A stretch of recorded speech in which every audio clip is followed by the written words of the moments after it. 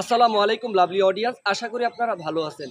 এর আগে আমি কয়েকটি ভিডিও করেছিলাম জাহানারা নিয়ে এবং নারী ক্রিকেটারদের নিয়ে কয়েকটা কন্টেন্ট করেছিলাম। ডেফিনেটলি সেই কন্টেন্টগুলো ভালো দেখছে পাবলিক। সেন্সিটিভ কন্টেন্ট হয়তো আমাদের ইউটিউব চ্যানেলে পাবলিশ করতে পারি না, কারণ আমাদের ছোটোখাটো ইউজারদের জন্য একটু কষ্ট হয়ে যায়। যাই হোক, বাই দ্য ওয়ে, তো জাহানারা নিয়ে রিয়াসাত আজিম ভাই এবং কি প্রতিটা নারীদের ক্রিকেটের এই মুহূর্তে যাদের প্রতিনিধিত্ব করার উচিত ছিল তারা করে না, কিন্তু কন্টেন্ট ক্রিয়েটররা যারা নাকি এখন এই মুহূর্তে বাংলাদেশের ক্রীড়া সাংবাদিকরা একবার positively Riasat Azim, Deb Chowdhury, then not out Noman ভাই, দেন ফাহিম রহমানরা এই মুহূর্তে তারা তাদের নিয়ে কন্টেন্ট করতে আছে এবং পজিটিভভাবে সব কিছু এক্সপোজ করতে আছে তাদের ইউটিউব চ্যানেলে।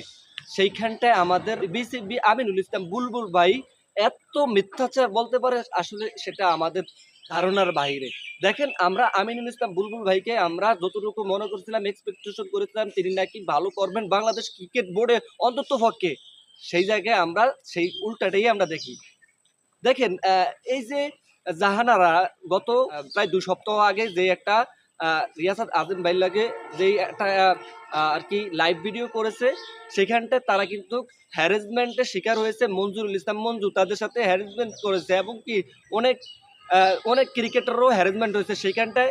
একই ট্রোনে হ্যাফি, টুম্পা, লতা মণ্ডল, দেন এই জাহানারা, তারা কিন্তু একই ট্রোনে কথা বলেছে। সাবেক ক্রিকেটাররা যারা নাকি সার্ভিস দিয়েছে বাংলাদেশের, তাদের হ্যারাসমেন্ট শিকার হয়েছে। দেন মঞ্জুরুল ইসলাম মঞ্জুর, নাজমুল আবেদিন ফাহিম বোর্ড ডিরেক্টর এবং এই যে ফায়েজের মতো বদমাইশরা এখনো কিভাবে তাদেরকে বহালে রাখে তাদের রেসপন্সিবিলিটির জায়গায়, সেখানটায় আমাদের প্রশ্ন, জনমনের প্রশ্ন।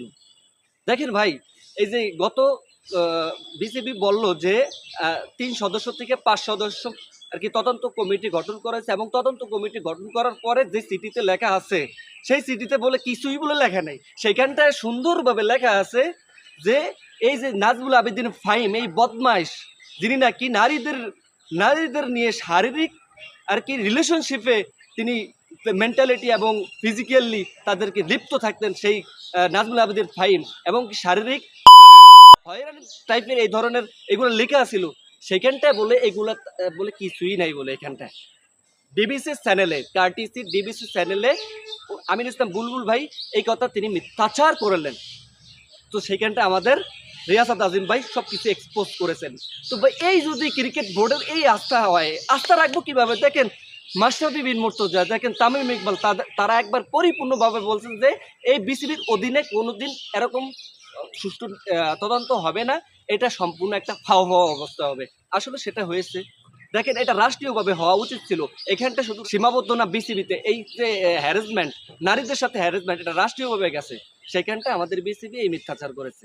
বাহ, বিসিবি এখন বিসিবির একটা সুবর্ণ সুযোগ ছিল, একটা কঠিন একটা অপরচুনিটি ছিল যে এটা সুষ্ঠু তদন্ত করে বিচার কাঠগড়ায় নেওয়া, কিন্তু সেটা ফেলিয়ার।